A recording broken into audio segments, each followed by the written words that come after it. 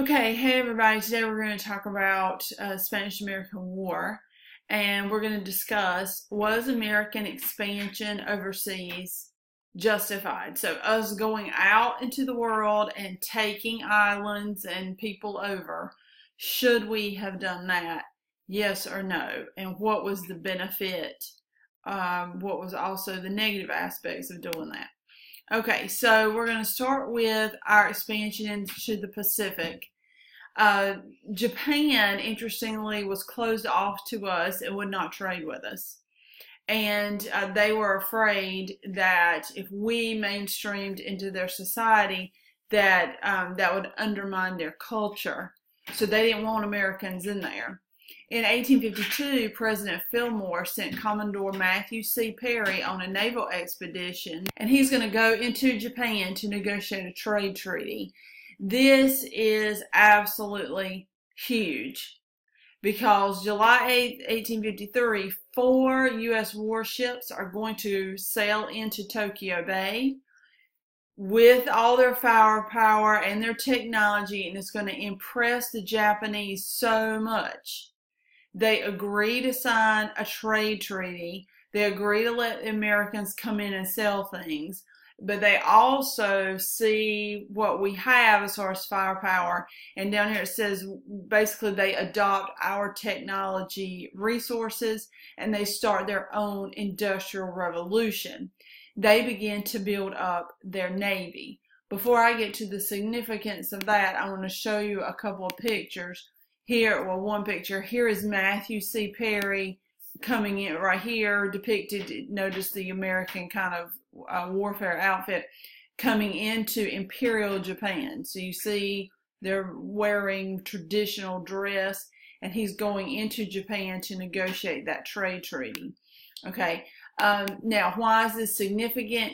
Because prior to this, Japan doesn't even have a major navy.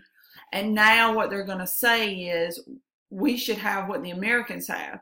They will start a huge industrial revolution, which, you know, within several years, they're going to have enough firepower to then drop bombs on Pearl Harbor December 7th, 1941. So it's almost like we started our own nightmare by opening up Japan ourselves and letting them see the technology that we had, which gave them the idea to do the same.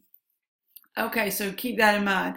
It also says American ships need places in the Pacific to refuel. The Pacific is so humongous. And the American ships that are out and about and going everywhere need extra places to dock and, you know, friendly places to refuel and get supplies. So basically we start saying, okay, why don't we just take over some islands? So we negotiate with Samoa, and because of that, we have a base there. We still have a base there. And here it is. You see here how close it is to China and Japan. There's the Philippines. Here's American Samoa. So it's basically off the coast of Australia, way far away from us, even far away from Hawaii. But we will get American Samoa, and that's a place where we can stop and refuel our ships. Okay, then everybody starts looking at Hawaii. So the reason why is because Hawaii has a huge sugarcane business. And sugarcane is a huge amount of money that it can bring in. And this business is going to be booming for U.S. investors. And basically what happens is that the U.S. decides to sign a treaty exempting Hawaii, which was its own country with its own king and queen. We said we will exempt Hawaii from a sugar tariff if they will work exclusively with us. In other words, they are now to grow their sugar cane and send it directly to America, and we'll make an exclusive deal with them. With that, we also negotiate a naval base at Pearl Harbor in Hawaii. So here's another Navy base in addition to the one at Samoa that we're going to establish. I've already talked about Pearl Harbor earlier when I mentioned us opening up Japan, and they're going to later attack Pearl Harbor. So there was a lot of planters that have invested in Hawaii sugarcane from America, and they start pressuring the king to accept a constitution that would limit his power. So he does this, but then in 1891, his daughter, Queen Liliuokalani, ascends the throne. She dislikes the Americans there, and she says, I want these Americans out.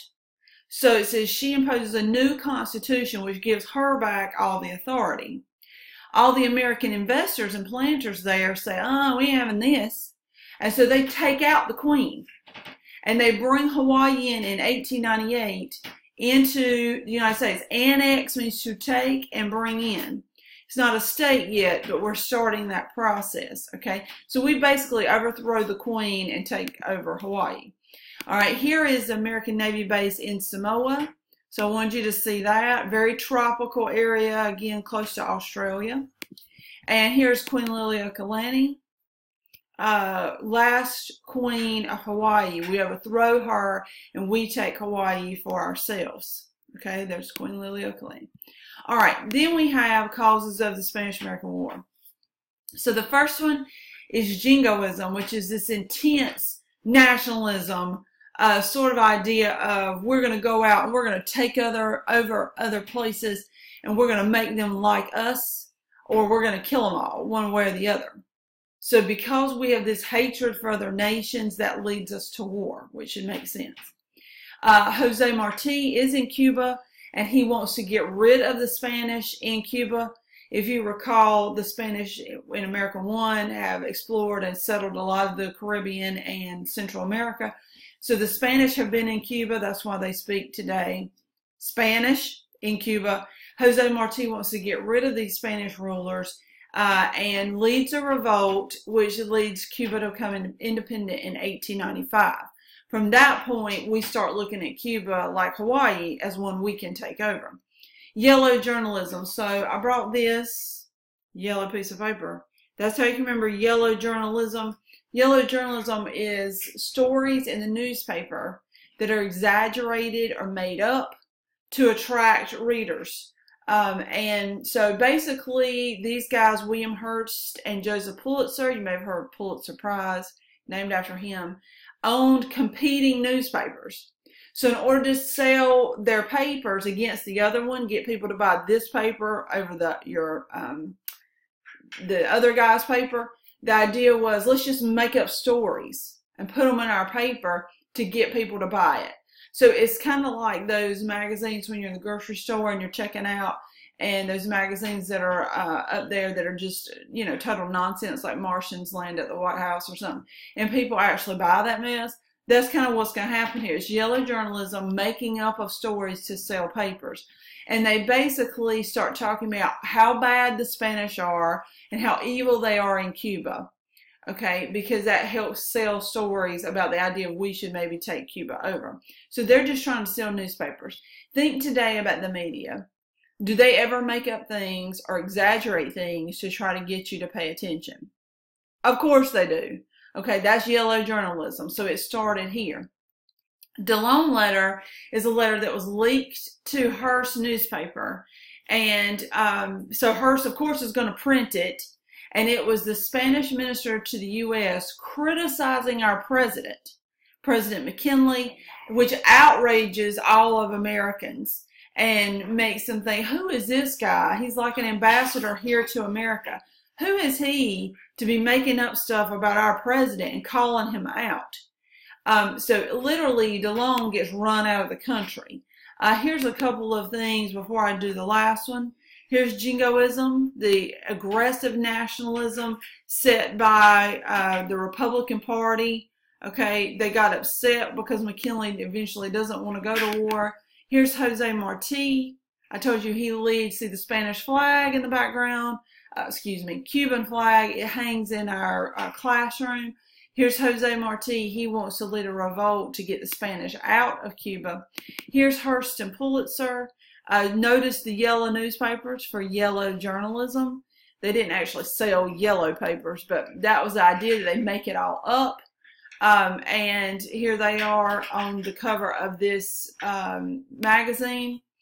And the DeLone letters, where I got to, here he is with his handlebar mustache. DeLone is a Spanish ambassador to America. He criticizes our president. He's Spanish. living in the U.S., criticizes our president, calls him weak, and it upsets everyone, and now we're getting this heightened hate of the Spanish. So what are we going to do about it? Notice this is called Spanish-American War. So this leads us to war. Then finally, we have the sinking of the Maine. And this is going to be like the spark that starts it off. In less than 1 week after the letter, on February 15, 1898, this battleship, the USS Maine, is going to be anchored in the harbor in Havana. So it's sitting near Havana, Cuba, our ship with Americans on board. And then all of a sudden, what's going to happen here is that it will explode, killing 260 Americans. The yellow press, the yellow journalists, Hearst and Pulitzer, will say, I mean, this is their story, right? They can sell all these papers. So they're going to say, oh, it was the Spanish. Like, we just know it was the Spanish. And then they show, like, they act like they have live footage of it, proving that the Spanish dropped a bomb on our boat. So we're going to demonstrate that live footage for you right.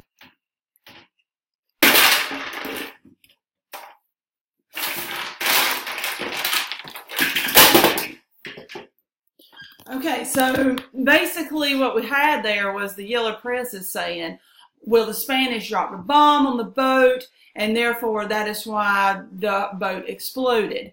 At the end of this lesson, I'll tell you what really actually happened. But that's what they're going to sell to the American public. Remember, they're just trying to sell newspapers. So Americans are going to say, remember the Maine! And they're going to want to fight the Spanish because, I mean, the newspapers have told us, remember, yellow journalism, have told us that the Spanish dropped a bomb on this boat and it's our men and they all died down there in the harbor. So it says, basically, Commodore George Dewey is ordered to attack the Spanish fleet in the Philippines. We're going to go after the Spanish everywhere they are now. So they're not just in Cuba. The Spanish also have control over the Philippines, which is in Asia. And he does so on May 1st, 1898. U.S. troops take the city of Manila by August 13th. Notice, just a few months, and we're marching into the capital of the Philippines and taking the Spanish out, basically. I want to show you, here's a depiction of what happened at the USS Maine. This bomb going off, supposedly, that the Spanish drop on our ship, which causes this whole war. Basically, George Dewey, who I said goes after the Spanish in the Philippines. This is Dewey smashes Spain's fleet. So Dewey is a Navy guy, and he's going to take out, since it's Manila, he's going to take out the Spanish in Manila, Philippines. Okay, and then, meanwhile, in Cuba, we're going to fight the Spanish in Cuba, of course. The biggest enemy of our men is not the Spanish, but the diseases. Malaria, typhoid, dysentery, which is a lot of diarrhea, not really fun. So 5,000 U.S. soldiers die from disease. Only 500 die in actual battle. So it's pretty rough. Major charge at San Juan Hill in Cuba is led by the Rough Riders. Theodore Roosevelt's in charge of them. Here he comes on the scene in the military. He's famous for winning that battle at San Juan Hill in Cuba. And we call this a splendid little war because it was so quick, and we defeat the Spanish in the Philippines and in Cuba really quickly. Here is Teddy Roosevelt leading the cavalry up San Juan Hill. There he is depicted. And then here's another one that I think is so cool, an actual photograph of the Rough Riders. Here is Teddy Roosevelt in the center with the American flag at the top of San Juan Hill after they took out the Spanish. Okay, then we sign, of course, the Treaty of Paris. That's how it always ends, right? So the Treaty of Paris on December 10th said Cuba will be free from Spanish rule. We get Puerto Rico and Guam from the Spanish. So we get those two places, and we gain the Philippines for $20 million. We negotiate a price. We pay $20 million. Now the Philippines are ours. Okay, so let's go back to was American expansion overseas justified? Do you think we should have taken over Samoa, Hawaii, the Philippines, all these places? Why or why not? And also write your summary. Okay, thanks, guys.